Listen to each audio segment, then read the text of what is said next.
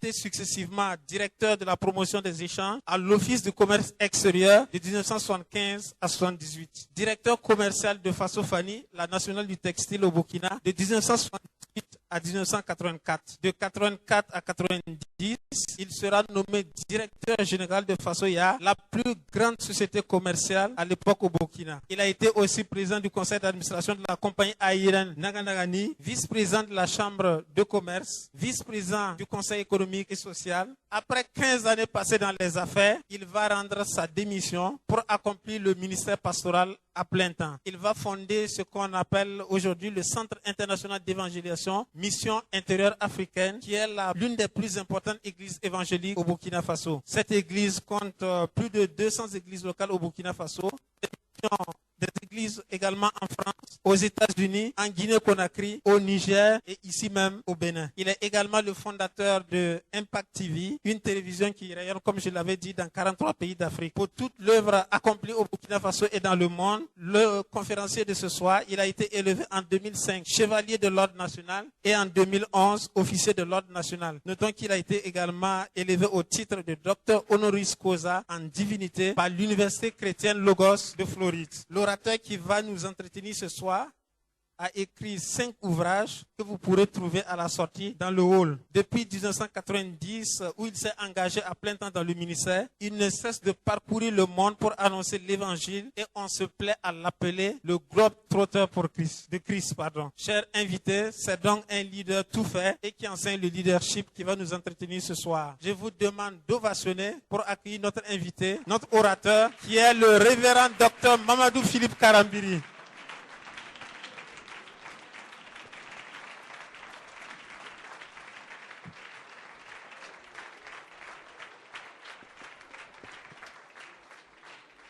Ok. Asseyez-vous s'il vous plaît. Merci.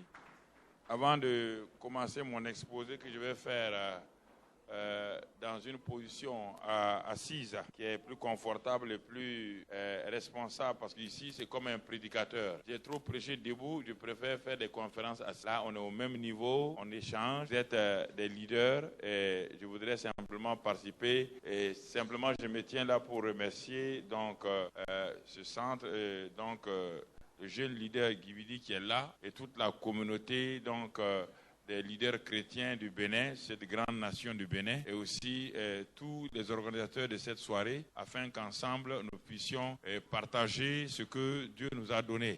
J'ai le privilège de vous introduire mon épouse qui est là, donc Madame Karambiri, qui est...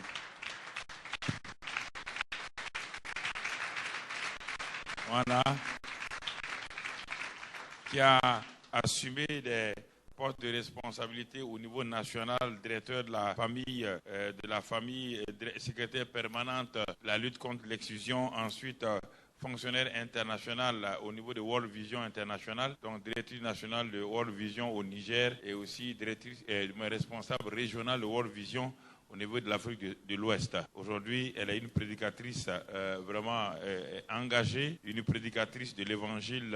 Elle a tout abandonné comme moi et aujourd'hui nous formons un couple pour essayer de voir dans la mesure du possible impacter les gens, impacter les nations. Et nous sommes ici au Bénin dans ce cadre-là et nous remercions vraiment tout le pays, les autorités et surtout les bien-aimés frères et sœurs qui êtes là et que la grâce de Dieu soit avec vous. Et nous bénissons le Seigneur pour toutes choses au nom de Jésus-Christ. Avant de commencer, sûrement on va laisser le temps parce qu'on est en train de chercher des câbles pour venir pour que les images soient plus performantes. Ça c'est la télévision Impact TV directement que vous voyez là. Mais pour cette soirée, on voudrait que ceux qui sont à l'angle puissent voir des belles images avec le câble qui va venir tout à l'heure là. Donc en attendant, on va sûrement vous distribuer à quelques-uns des documents sur Impact TV et aussi sûrement sur le centre d'évangélisation. Que Dieu vous bénisse. Amen.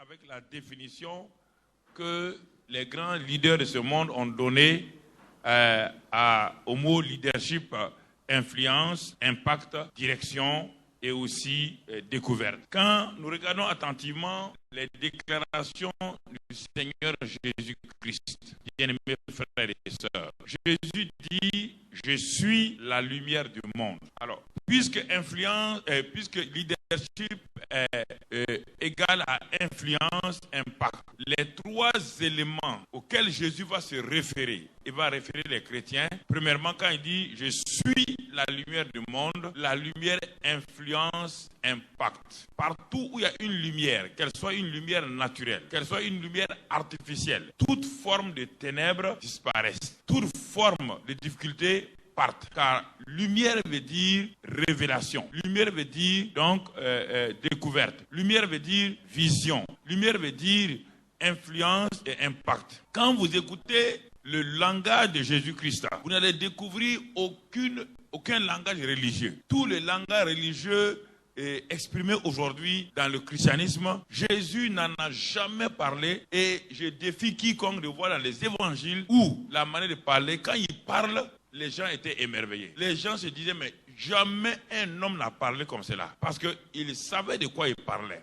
C'était un impacteur de vie, c'était le plus grand influenceur, c'était le plus grand homme qui savait que je dois amener les gens d'un niveau N à un niveau N+5, je dois les faire sortir de l'échec, de la défaite, pour les faire entrer dans le succès et les faire entrer dans une vie abondante. Alors, le langage de Christ est un langage de leadership en premier lieu. Et il dit, je suis la lumière du monde. Et il lance un défi. Il dit, quiconque me suit, quiconque est en connexion avec moi, quiconque accepte mon leadership ne peut jamais vivre dans l'ignorance, dans la défaite, dans l'échec, dans la misère et dans la pauvreté. Si l'Église avait compris les termes clairs de son leader, Jésus, l'Église ne serait pas aujourd'hui rejetée, alors que l'Église, c'est la plus grande force que Dieu a placée sur la terre pour influencer le monde entier. Quand il dit, je suis la lumière du monde, et que moi je suis chrétien, et il se tourne vers moi, tel je suis, tel vous êtes dans ce monde-là. Mais les chrétiens ne regardent pas ça. Tel je suis, tel vous êtes. Alors nous devons nous arrêter pour analyser. Quelqu'un qui vous dit, tel je suis, tel tu es, doit d'abord savoir qu'est-ce qu'il est, avant de savoir comment tu peux être comme lui. Il dit, je suis la lumière. Et ensuite, il se tourne, il dit, je suis le chemin. C'est-à-dire, je suis celui qui donne la direction à votre vie. Je suis la vérité. Je suis celui qui impacte votre vie pour l'intégrité morale et tout. Je suis la vie. Je suis celui qui amène donc à une transformation, un changement, une qualité que vous n'avez pas encore dans votre vie.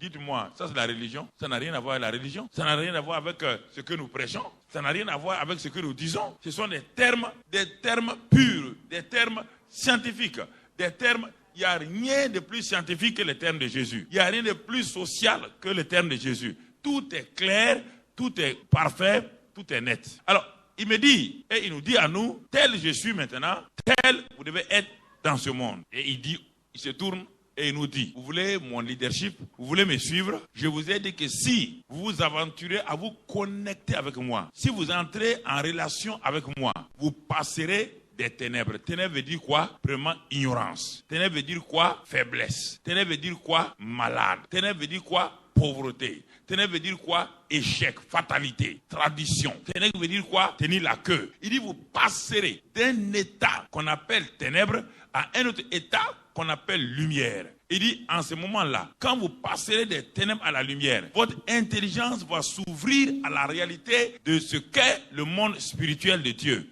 Et avec ce monde spirituel, qui est la dimension supérieure de la vie sur terre, vous allez commencer à contrôler, à regarder, comme pour que l'avion vole, il a fallu d'abord découvrir la loi de l'aérodynamique, la loi de la subtentation, et quand cela a été découvert, tout être, tout objet qui ne pouvait pas tenir en l'air sans avoir un soutien, brusquement, les gros avions ont commencé à voler parce qu'on a découvert une seconde loi, la loi de l'aérodynamique, et qui contrôle la première loi. Et le monde venait de faire un grand pas pour agir dans les transports.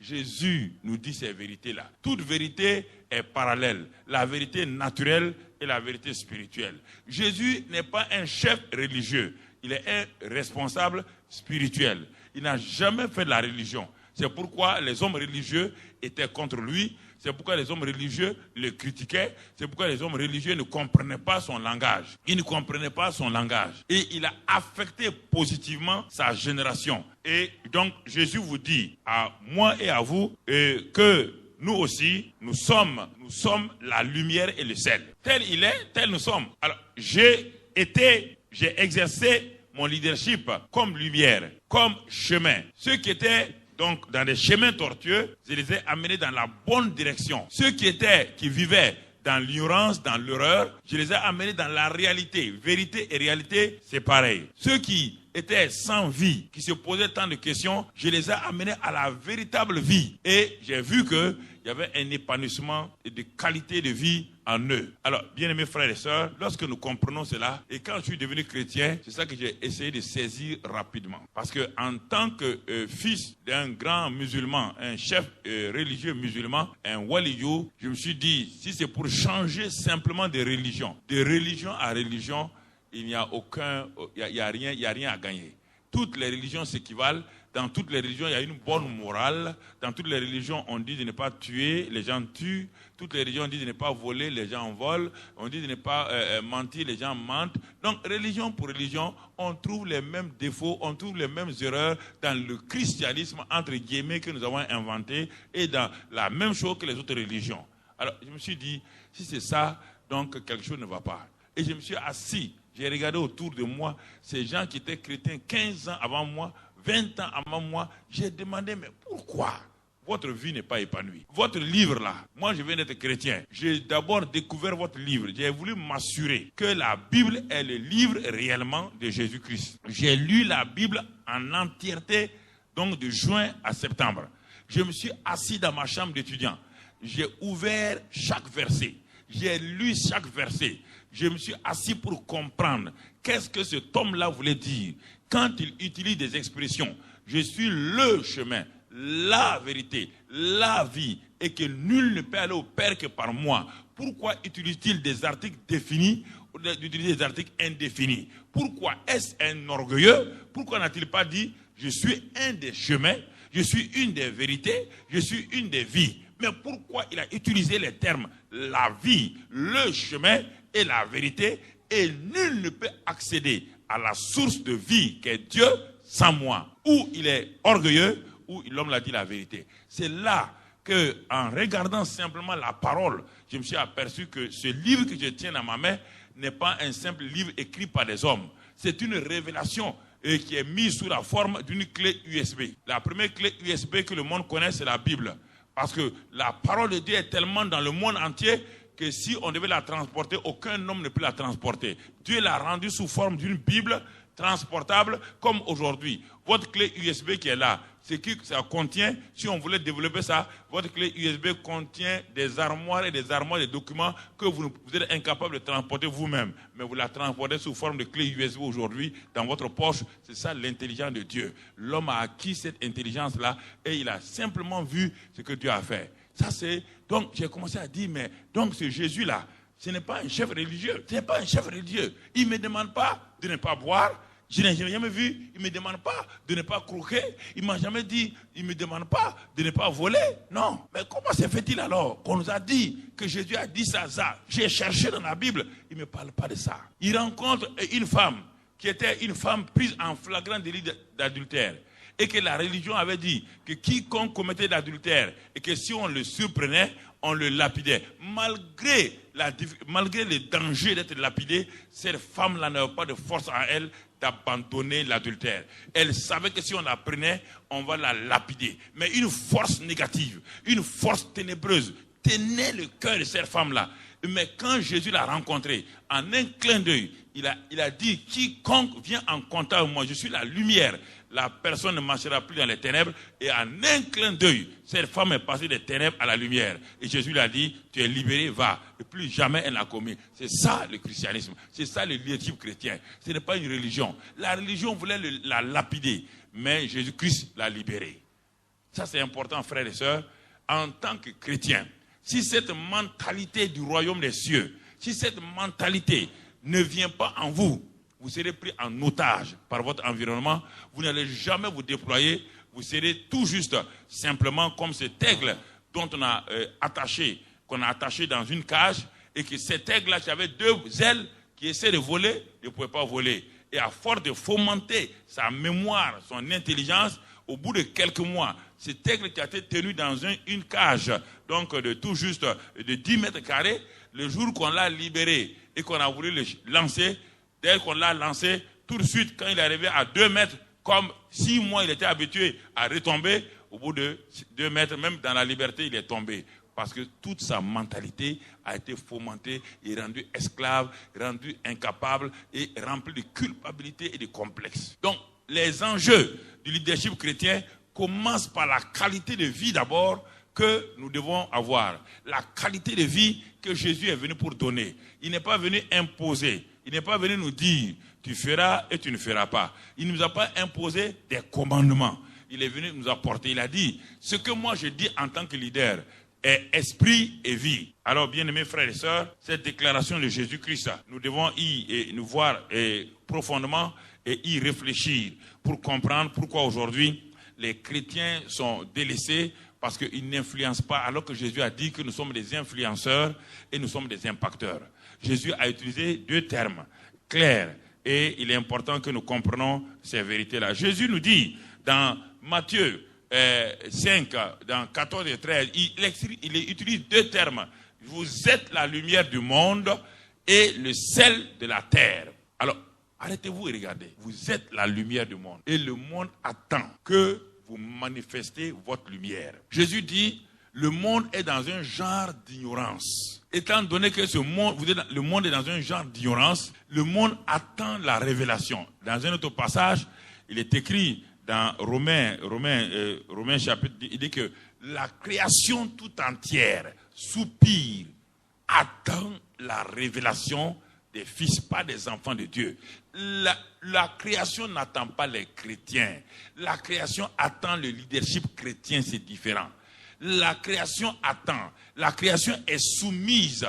La création est dominée. Aujourd'hui, quand vous regardez, en voyant dans le monde entier, tous ces hommes et ces femmes-là, qui sont des leaders ordinaires, qui sont des leaders politiques, qui sont des leaders sociaux, ils attendent le leadership chrétien. Ils ont effectivement explosé dans les affaires. Ils ont des grandes choses, mais il leur manque cette lumière que vous avez et que vous devez leur donner, mais que vous avez mis dans une sous-cage. Là, Jésus a dit que toute lumière qui est placée sous un boisseau est inutile. Elle ne peut pas éclairer les gens. Alors, peuple chrétien, où avez-vous mis votre lumière? Jésus dit, vous êtes le sel. Le sel assaisonne sur la terre. Tant que la terre est terre, partout où on amène le sel, aux États-Unis, en Afrique, dans les endroits les plus reculés, le sel a toujours vaincu la sauce. Le sel donne un goût à la sauce. C'est-à-dire qu'il est impossible de vaincre le sel. Si vous prenez une poignée de sel, de granulés de sel, et vous dites, je ne veux plus voir ce sel-là, je ne veux plus le sentir, je ne veux plus le goûter. Vous le mettez dans l'eau. Au bout de quelque temps, toute l'eau est vaincue par le sel. Parce que c'est un élément qu'on ne peut pas, c'est objectif, c'est clair, c'est tangible. Jésus n'a pas dit que nous sommes des éléments relatifs.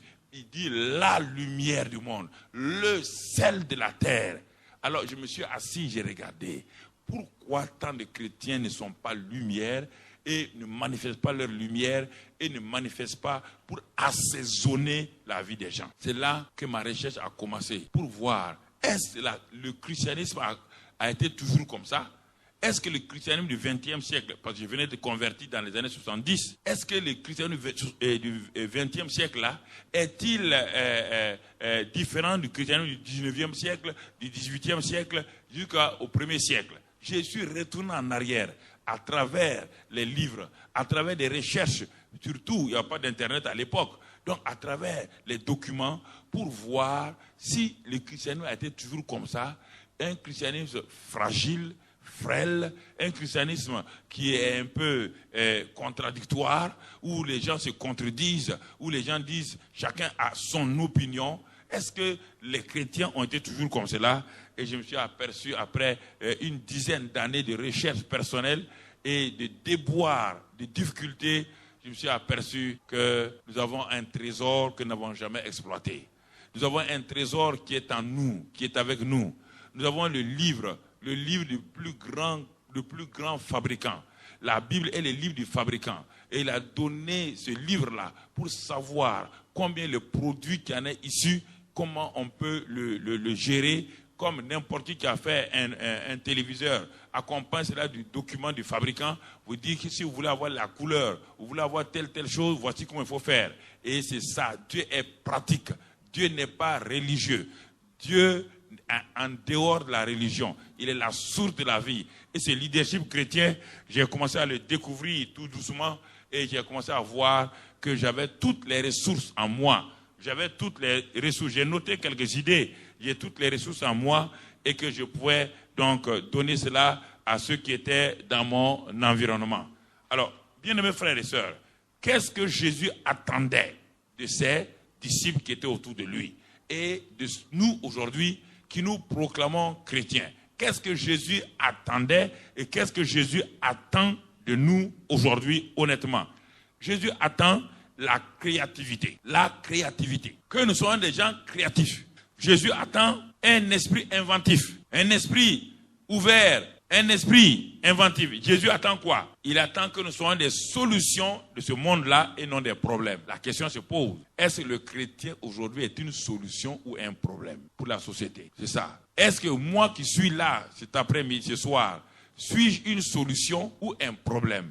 Est-ce que la communauté chrétienne prise dans son ensemble est-elle une solution ou un problème? Est-ce qu'aujourd'hui, quand les autorités politiques, quand les autorités de toute dimension cherchent à avoir des solutions, est-ce qu'ils approchent les chrétiens aujourd'hui? Est-ce qu'ils consultent les chrétiens? Est-ce qu'ils demandent aux chrétiens? Qu'avez-vous à dire? Voilà comment nous devons diriger le pays. Est-ce qu'ils ont un conseil? C'est pourquoi Jésus a dit mon église, c'est-à-dire mon ecclésia. Et il est important que nous comprenions cela. Et ceux qui sont autour des hommes d'État, les chrétiens qui sont autour des hommes d'État, est-ce que vous avez des problèmes ou des solutions? Quand on vous présente, quand la population vous regarde et que vous êtes autour des hommes d'État, est-ce que la population rit, remue la tête en disant c'est les chrétiens, les Alléluia encore, ou bien dit simplement, vraiment, les chrétiens qui sont autour d'un chef d'État, de ce chef d'État-là, de ce premier ministre-là, vraiment, ils lui donnent des bonnes idées.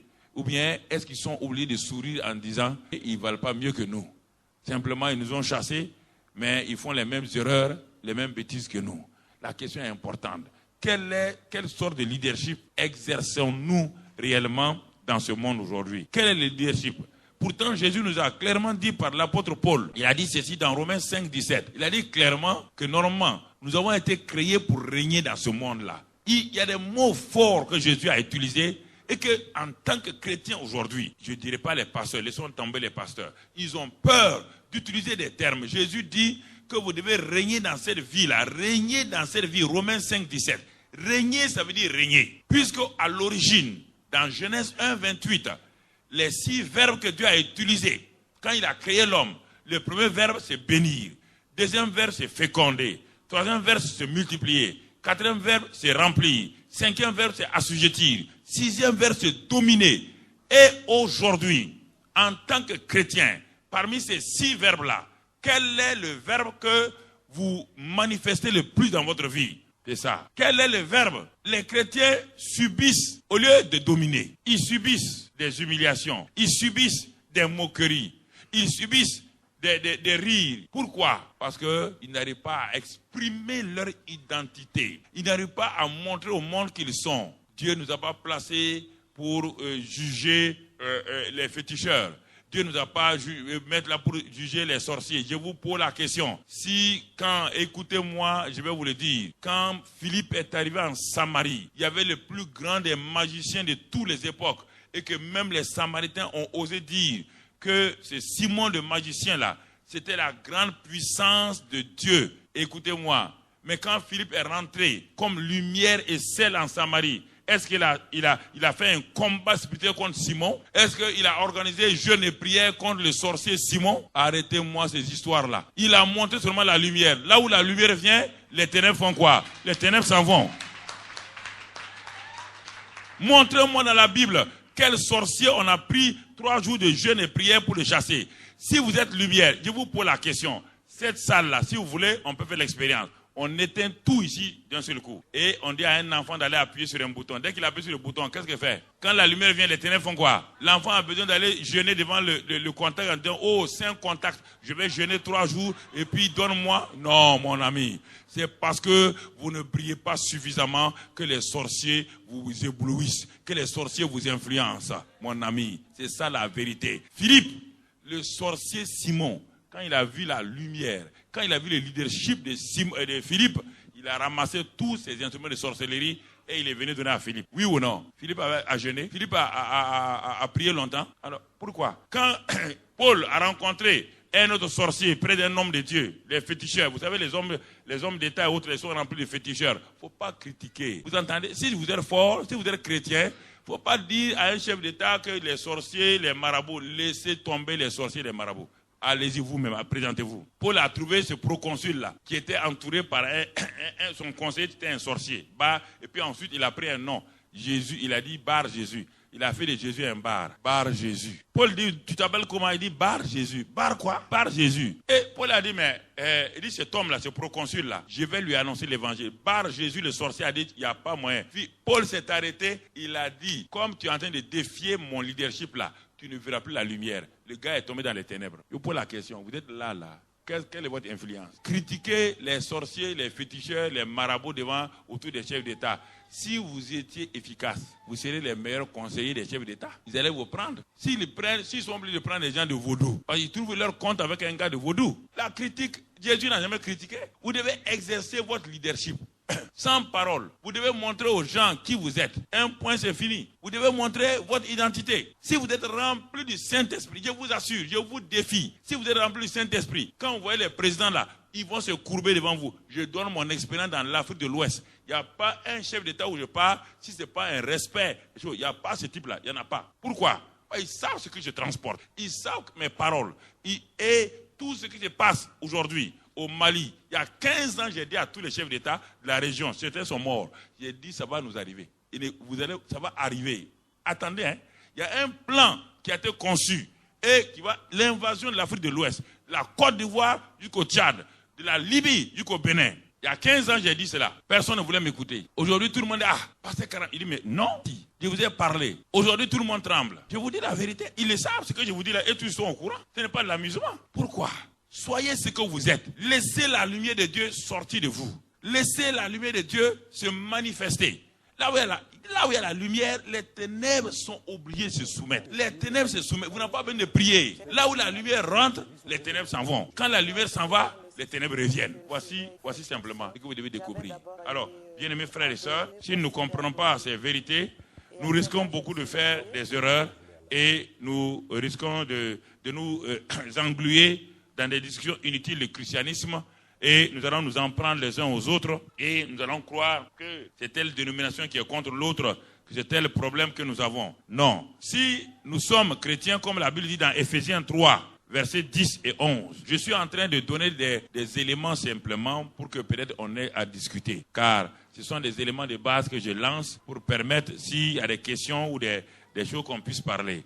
Puis dans ce passage d'Éphésiens 10, 11 là, Paul dit clairement que les dominations, écoutez bien, les principautés, les princes des mondes de ténèbres veulent voir à travers les chrétiens la sagesse infiniment variée de Dieu. Donc, Paul nous situe en disant que Dieu a une sagesse infiniment variée qui s'occupe de tous les aspects de la vie sur terre. Et cette sagesse-là, Dieu l'a transférée par l'esprit de sagesse dans chaque chrétien né de nouveau. Et Paul dit, comme il a dit aux Romains, il dit la création humaine attend la révélation des fils. Mais le monde satanique, elle veut voir dans le chrétien la sagesse infiniment variée de Dieu. Donc, nous sommes au milieu maintenant, nous sommes l'arbitre, nous sommes le médiateur de la création qui attend notre révélation, et le monde satanique qui dit ces gens-là transportent une sagesse qui est au-delà de la sagesse humaine, une sagesse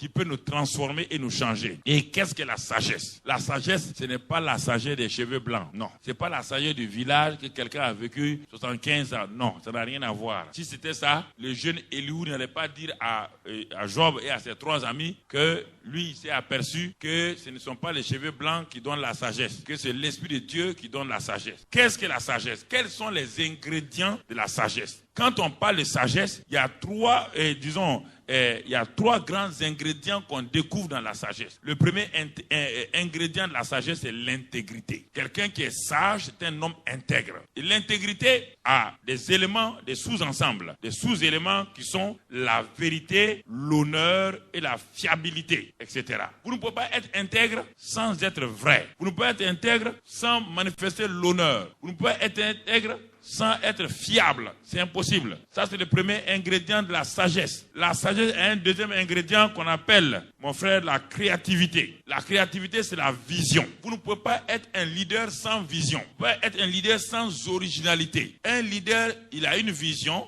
Il a une originalité. Un leader est inspiré. Il a l'inspiration. Ça, c'est lié à la créativité. Alors, un leader a quoi? A une imagination. Une imagination qui va au-delà de l'imagination des hommes ordinaires de sa génération. Il est en avance sur sa génération. Parce que un leader est une locomotive. Et la locomotive entraîne toujours les wagons. La locomotive n'est pas derrière les wagons. C'est ça le leadership chrétien. Et Dieu nous a donné tous les ingrédients. Donc, la sagesse. Il nous a donné d'être lumière. Il nous a donné d'être sel. Et il nous a dit que ces choses-là sont déjà en nous. Et le troisième élément, l'ingrédient de la sagesse, c'est l'excellence. L'excellence. Ah, la seule chose que je combats chez les chrétiens, c'est cette médiocrité. Quand ils organisent quelque chose, le monde, on dit, mais c'est pas possible. Regardez comment ça traîne ici. Regardez comment c'est ici. Et bien, comment des gens super intelligents comme ça produisent un résultat médiocre. Je ne comprends pas. Ça, c'est inadmissible à mon niveau. Toute l'intelligence. Regardez Dieu comment il a fait tout. Regardez comment il a placé tout. Les fleurs. Regardez comment toute cette intelligence. Il vous la met en vous. Et vous marchez pata comme ça là. Il n'y a pas d'inspiration. Il n'y a rien. Quand tu vas à une fête chrétienne, heureusement que vous êtes en train de développer l'excellence ici. Mais si vous parlez à une fête chrétienne, bon, ils ne discernent pas. Ils invitent des gens qui ne sont pas chrétiens. Les gens viennent. Ils invitent des autorités. Ils invitent tout le monde. Et puis, au lieu à chaque fête, à chaque cérémonie, il y a une stratégie. Aux gens, il y a des opérations, il y a des tactiques pour les avoir. Vous ne pouvez pas. C'est pourquoi la guerre d'aujourd'hui, c'est une guerre sans forme. Il y a la stratégie, il y a les tactiques, il y a l'opératif. Il n'y a pas de guerre aujourd'hui où on peut s'aligner, bombarder des canons, bam, bam, bam. Ça n'existe pas.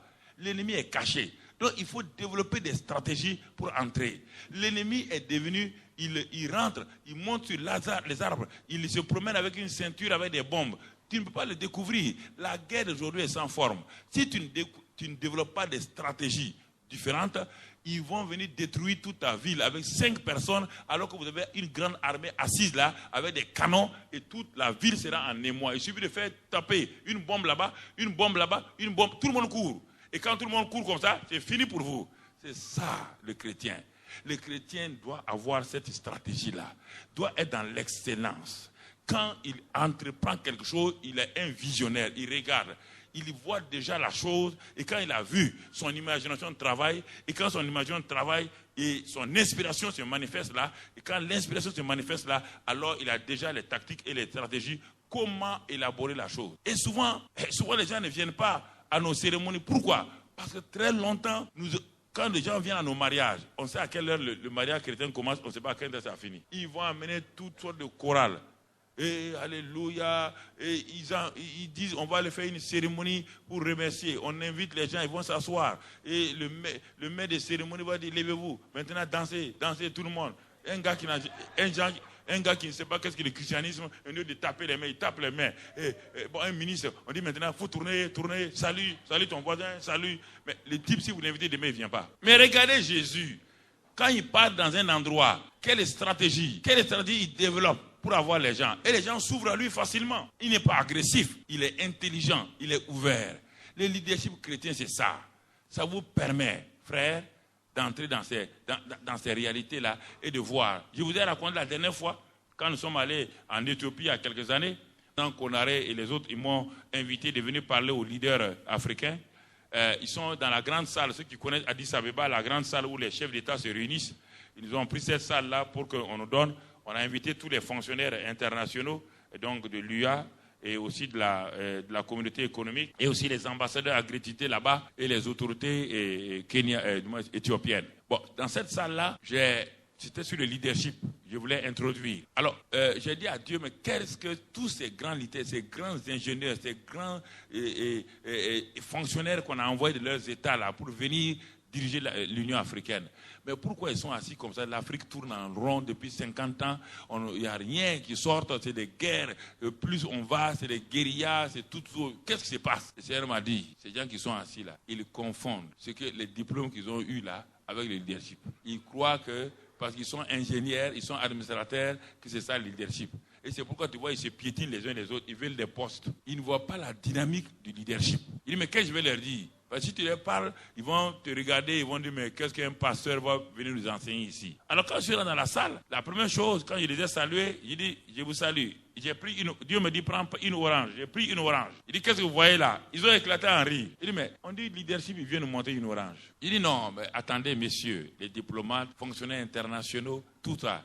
Je vous pose la question, qu'est-ce que vous voyez? On va être au sérieux. Ils m'ont dit une orange. Il dit, ok, très bien. Parce qu'il y a deux termes. La vue. La vue, c'est la fonction des yeux. La vision, c'est la fonction du cœur. Qu'est-ce que vous voyez? Je suis en train de vous mettre au défi. Il y a deux dimensions. Il y a la vue, il y a la vision. Je veux voir si vous êtes des visionnaires ou si vous êtes des simples voyants physiques. Les voyants physiques vont me répondre. Ils ont dit, mais c'est une orange? Il dit, qu'est-ce qu'on peut faire d'une orange? Ils ont dit, mais ceux qui voient naturellement, on dit quoi?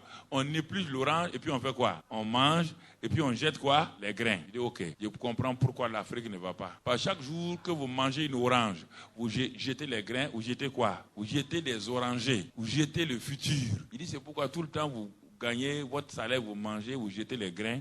C'est pourquoi l'Afrique, là, ce sont les grains là que vous jetez. Il dit, mais un visionnaire, quand il regarde l'orange, on dit, mais que vois-tu? Lui, il va au-delà du naturel. Il voit dans cette orange-là le présent et le futur. Le présent, c'est la chair de l'orange qui satisfait son appétit. Parce qu'il a faim aujourd'hui. Il va prendre la chair-là, avoir des forces. Mais maintenant, comme il doit aller de l'avant, il va prendre les graines, il va ensemencer les graines. Je suppose que dans cette orange-là, il y a, disons, 10 grains. Il sème 10 grains. Dans 3 ans, il a 10 orangers. Chaque oranger va porter au moins 10 oranges. 10 fois 10, ça fait 100. Il met ça. Il dit, mais dans 50 ans, toute l'Afrique est couverte de quoi? D'orangers. Ça, c'est le visionnaire. Ça, c'est le visionnaire. 50 ans d'indépendance, on n'a pas encore nos propres fruits. 50 ans d'indépendance, nous dépendons tout le temps de l'orange des autres. Nous dépendons tout le temps. Alors que notre continent est le plus riche sous le plan sous-sol. C'est le continent des 5 continents les plus riches en termes de sous-sol. Pourquoi? Alors, vous comprenez, ce soir-là, il est important que nous saisissions ces choses qui vont nous aider. Donc, le troisième ingrédient, c'est l'excellence. Excellent veut dire qualité. Excellent veut dire finesse. Excellent veut dire donc destination, ingéniosité. Excellent veut dire destination. Quelqu'un qui arrive à sa destination, c'est ça. Donc, alors, si nous avons ces 3 ingrédients de la sagesse, l'intégrité, nous avons la créativité, donc la vision, et nous manifestons l'excellence, frères et sœurs, c'est-à-dire la qualité, la finesse et donc l'ingéniosité et toutes ces choses-là, nous allons commencer à être un leader qui commence à influencer sa génération. C'est terrible. Le cimetière est l'endroit le plus riche qui n'ait jamais été exploité. Dans le cimetière, vous trouvez des cadavres, des tombeaux, des gens qui auraient pu inventer le vaccin du sida. Vous trouvez des gens qui auraient pu inventer des vaccins pour leur nation. Ils ont été enterrés avec leur vision, enterrés avec toutes leurs capacités. Parce qu'on ne leur a jamais permis, à cause des partis politiques. On leur a dit que non, il n'est pas de mon parti, et même s'il est un savant, il ne va pas passer ici. Donc nos nations, Dieu nous donne chaque instant des leaders à tous les niveaux que nous enterrons, des leaders que nous tuons, et nous attendons des experts, alors que nos experts sont dans les cimetières que nous avons tués et enterrés. Alors, bien-aimés frères et sœurs, il est important que nous comprenions ça. Et les chrétiens aussi sont tombés dans la même erreur. Sont tombés et leur leadership n'a pas été, en tout cas, un leadership qui a fait bénéficier le monde.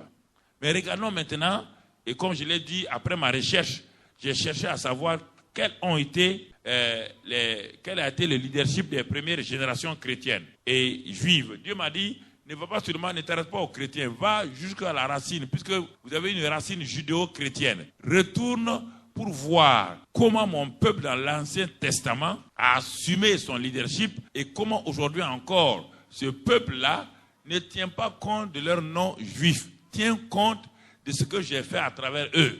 Parce que le problème aujourd'hui, vous avez politisé les termes. Quand on parle de juif, vous ne voyez que des termes politiques. Non. Moi, je n'ai pas utilisé des termes politiques. Quand je parlais d'Abraham, le juif, je ne parlais pas d'un politicien, je ne parlais pas d'Israël politique. Je partais d'un peuple que j'ai racheté, que j'ai mis en place pour impacter, pour révéler au monde ce que je suis. Il dit, c'est ça que j'ai fait. Mais aujourd'hui, vous avez tout mélangé et même vous, les chrétiens, vous êtes tombés dans l'erreur. Il dit, mais retourne. Et là, Dieu me parlait. Il dit, va, prends les livres, étudie-les. La biographie, le monde.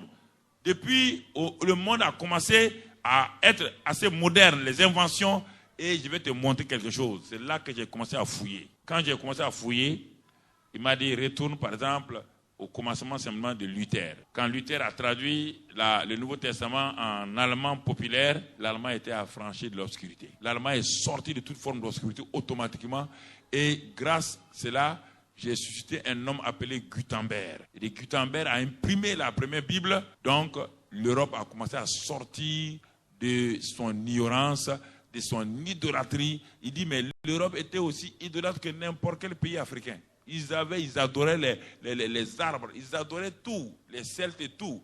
Ils adoraient les mêmes choses. Il dit, va, retourne dans leur histoire. Je suis allé, j'ai regardé leur histoire. J'étais en France, j'étais converti en France. Donc, j'ai regardé leur histoire et j'ai demandé et je me suis aperçu que c'est à partir d'un moment où la Bible a commencé à prendre sa place que, alors, l'Europe a été libérée. Et aujourd'hui, ils veulent refuser que la Bible a joué un rôle. Ils veulent dire que c'est les révolutions. Mais avant la révolution, qu'est-ce qui a amené l'Europe à changer? Qu'est-ce qui a amené l'hygiène en Europe? Qu'est-ce qui a amené l'Europe à être un continent qui a commencé à être transformé? Alors j'ai commencé à regarder les grands empires, l'empire babylonien, l'empire médo-perse, l'empire grec, l'empire romain. Tous ces empires-là, comment ils sont montés, ils se sont écroulés. Pourquoi ils se sont écroulés? Parce qu'ils ont commencé à délaisser Dieu. Ils n'ont pas mis Dieu en première place.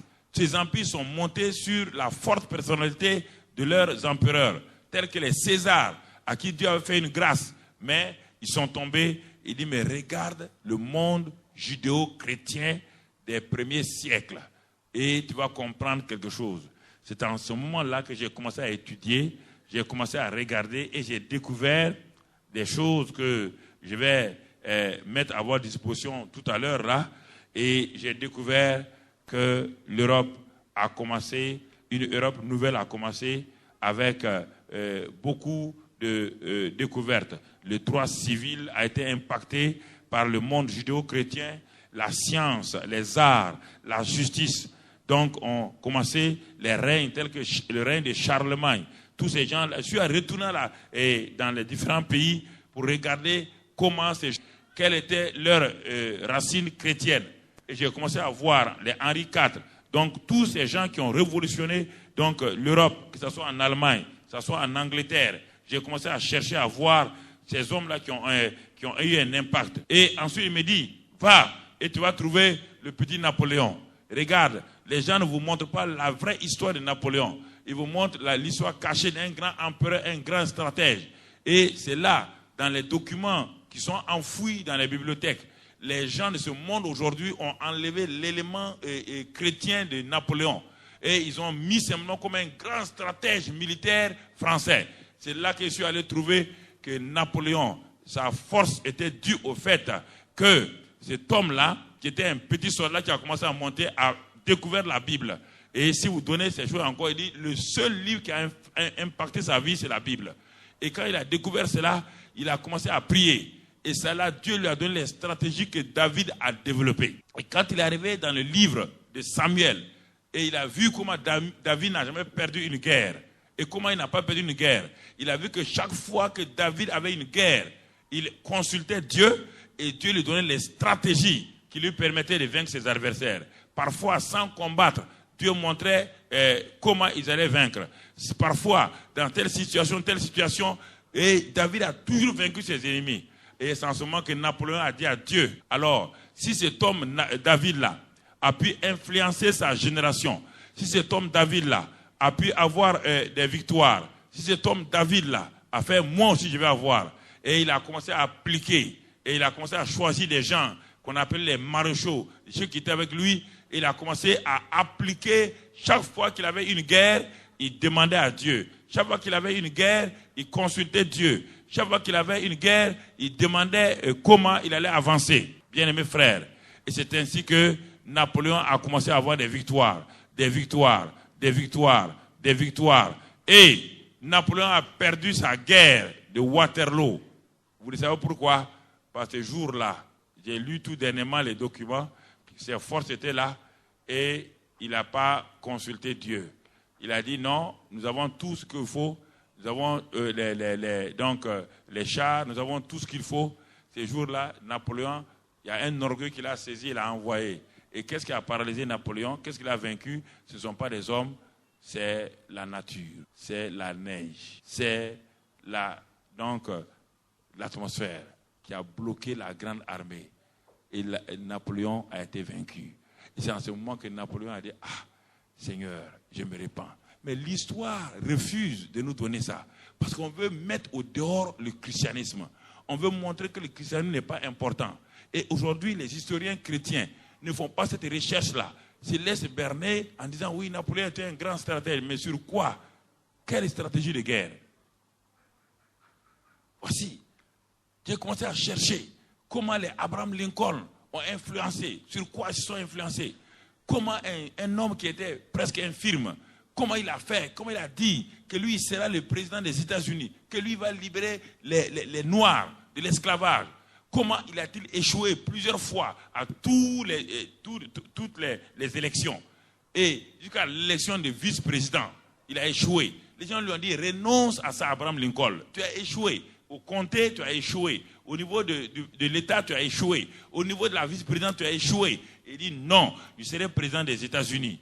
Parce que pourquoi? Il avait en lui cette vision. Il avait en lui cette qualité. Il avait en lui cette sagesse. Il avait en lui cette intégrité qu'il a développée. Il savait qu'il serait un leader. Et quand on a fait le dernier vote, il est devenu président. Et son seul but, c'était de libérer les Noirs. Et si je dois payer, je vais payer. Il a libéré les Noirs, on l'a tué. Mais il dit, j'ai atteint mon but. Alors, bien-aimés frères et sœurs, je crois que c'est important. Frères de la porte, on ne peut plus rentrer. Vaut mieux, il faut... ça, c'est la médiocrité des chrétiens. On commence une affaire à 19h, ils viennent à 20h30. Il faut arrêter, il faut fermer. Voilà. Personne n'ira à une invitation de la présidence à cette heure-là. Aucun protocole ne vous laissera entrer. Voilà. Il faut arrêter de bavarder inutilement. Il faut savoir respecter les gens. Vous venez maintenant, vous allez prendre quoi? Vous allez prendre la conférence à moitié, vous allez dire Karambéré a dit ça, alors je n'ai pas dit ça. Voilà, merci. Non, je suis et comme ça, autour de moi, il n'y a pas de médiocrité. J'ai refusé la médiocrité. J'ai horreur de la médiocrité.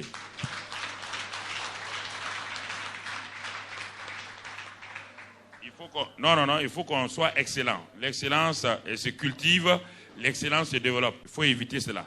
Alors, bien-aimés frères et sœurs, et écoutez-moi. Alors, quand nous avons commencé à découvrir ces choses-là, j'ai commencé à enseigner l'esprit de leadership. D'abord, j'ai commencé à enseigner les lois spirituelles du succès. Quand je suis devenu chrétien, je me suis dit, j'ai été chef d'entreprise. J'ai vu pendant 14 ans les difficultés des entreprises. Et maintenant, Dieu me dit d'être pasteur. Donc, je suis allé rendre ma démission au niveau de l'État. Je suis allé voir le chef de l'État en disant, bon, vous m'avez fait confiance pendant des années, je vais démissionner. Tout le monde m'a traité de fou. Comment un homme qui est vice-président de la Chambre de commerce, vice-président du Conseil économique et social, président du conseil d'administration de la compagnie, directeur général de la plus grosse société, comment il va laisser tout ça et devenir pasteur? Il est fou. Pourquoi? Parce que les pasteurs leur ont jamais montré la réalité du leadership. Il dit, moi je m'en vais. Ils ont dit, tu es sûr, on va te donner disponibilité 2 ans. Il dit, non, je démissionne. Il dit, bon, peut-être vous croyez que j'ai volé l'argent, faites enquête. Si j'ai volé l'argent, attrapez-moi, mettez-moi en prison. Ils ont fait leur enquête, ils ont dit, bon, tu veux partir. J'ai dit, je vais montrer maintenant qu'est-ce que le christianisme en Afrique de l'Ouest. On dit qu'il faut attendre les Américains,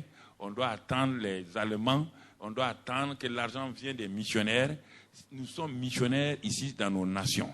Il faut que je démontre à tous ces Africains-là qu'il est possible, dans un pays soi-disant pauvre, que Dieu n'a jamais créé des pays pauvres. Ne te laisse pas envelopper par un mot terme. Quand Dieu a créé le continent africain, il n'y avait pas Bénin, il n'y avait pas Burkina. Il a créé un continent, un seul continent africain. Il n'a jamais créé des continents pauvres. Il refuse. Nous sommes le seul continent qui fait aujourd'hui des conférences sur la pauvreté, des séminaires sur la pauvreté. Personne, aucun continent n'a développé son pays. Aucun, je vous défie. L'Amérique latine, allez-y partout, il n'y a pas de séminaire sur la pauvreté. Et nos gouvernements s'engouffrent dans ça. Séminaire sur la pauvreté, tous les jours, séminaire sur la pauvreté, séminaire sur la pauvreté. Plus tu parles de pauvreté, plus tu cultives la mentalité de pauvreté. Fais séminaire sur la prospérité, séminaire sur l'enrichissement, séminaire sur la bénédiction. C'est ça qu'il faut. Tous les jours, pauvreté, à la télévision nationale, pauvreté, tout, pauvreté. Comment voulez-vous développer ces sentiments, l'atmosphère de pauvreté, et que vous voulez que les gens sortent? La pauvreté d'abord est une mentalité. C'est une mentalité qui est là. Parce que ce qu'on doit faire en 1 heure, on le fait en 5 heures. Ça, c'est la pauvreté. La Bible dit que le paresseux se couche et il rêve qu'il mange. Quand il se réveille, son ventre est vide. Vous voyez, frère, si nous sommes chrétiens, nous devons nous battre. Si nous sommes chrétiens, nous devons être des gens donc disciplinés, des gens engagés, des gens qui marchent. Mais l'escroquerie, tourner les gens, prier, détruire les gens, ça c'est pas le leadership chrétien. Ceux qui ont impacté le monde, ceux qui ont vraiment impacté le monde, tous ces chrétiens-là, frères, quand vous regardez, et quand j'ai fait l'enquête, et j'ai regardé les grands journaux scientifiques, et je regarde d'où ces gens-là viennent. Et j'ai découvert que les grandes découvertes, à partir de 1500, après Jésus-Christ, les grandes découvertes jusqu'aujourd'hui, toutes les grandes découvertes et les inventions sont faites à 98% par des judéo-chrétiens. 98%. Je ne croyais pas. Et là, je regarde dans tous les domaines. Il me dit, si tu ne crois pas, va prendre les prix Nobel. Les différents prix Nobel, depuis que le prix Nobel a été installé, va prendre tous les prix Nobel de sciences, de médecine et autres. Ce sont des judéo-chrétiens encore, à 98%. Attendez, il dit, mais comment ont-ils fait? Et là, j'ai pris un à un ces hommes qui ont impacté leur génération. Et il me dit, va prendre. Et regarde, donc, dans les années 1800, il y a celui qui a inventé donc, le thermomètre. Lui et Lord Kelvin.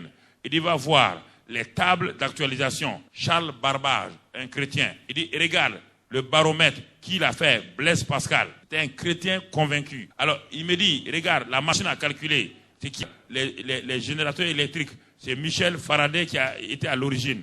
Les moteurs électriques, donc dans les années 1700. Il dit, regarde, le kaléidoscope, David Presware, la loi de la gravitation, la découverte, Isaac Newton, la pasteurisation, Louis Pasteur qui n'était pas un scientifique. Et il dit ensuite, regarde, le télégramme, c'est Samuel Morse. Il dit, regarde, le chloroforme, James Simpson. Il dit, regarde tous ces gens-là. Regarde les lois sur la biogénétique. Il dit, Louis Pasteur. Il dit, continue. L'avion, c'est les frères Wright, les filles d'un pasteur. Il dit, continue. Je continue à regarder la chirurgie antiseptique et tout. Joseph Lister. Il dit, au niveau de la bactériologie, Louis Pasteur, qui a fait les vaccins et tout. Au niveau de la chimie, au niveau Robert Boyd, au niveau de l'anatomie comparative, Georges Cuvier, au niveau de la science de l'ordinateur, Charles Babbage, au niveau des dynamiques, et donc Isaac Newton, électrodynamique, James Clerk Maxwell, électromagnétique, Michel Faraday, électronique, Ambroise Fleming, génétique, George Mendel, gynécologie, James Simpson,